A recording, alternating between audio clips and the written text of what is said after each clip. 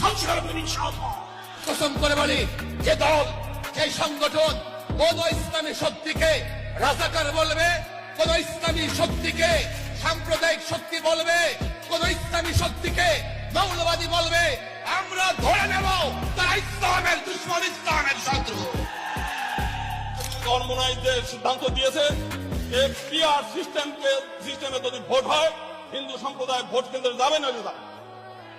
চরমোনাই যেভাবে উদ্যোগ নিয়েছে, জালে মালামা সে যে মাসলাকের হোক, যে তরিকার হোক, যে আন্দোলনের হোক, সবাই মিলে কাঁধে কাঁধ মিলিয়ে বাংলাদেশের আগামী নির্বাচনে ইসলামের সপক্ষের শক্তিকে ভোট দিয়ে। শেখ হাসিনা ভারতের দালালি করে ব্রিফকেস নিয়ে পালিয়েছে। নতুন বাংলাদেশে ভারতের যারা দালালি করবেন, লুঙ্গি দিয়ে পালানোর জায়গা পাবেন না। এর মধ্যে এক বেয়াদব তার আইডি থেকে প্রতিনিয়ত প্রচার করতেছে ইসলামী আন্দোলন আওয়ামী লীগের দালাল।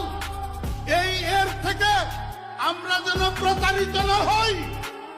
কোনদিন ইসলামী আন্দোলন কারো, শুধু আওয়ামী লীগ নয়, কারো দালাল ছিল না, বর্তমানেও নাই, এবং ভবিষ্যতেও ইসলামী আন্দোলন কারো দালালি করবে না। লক্ষ্য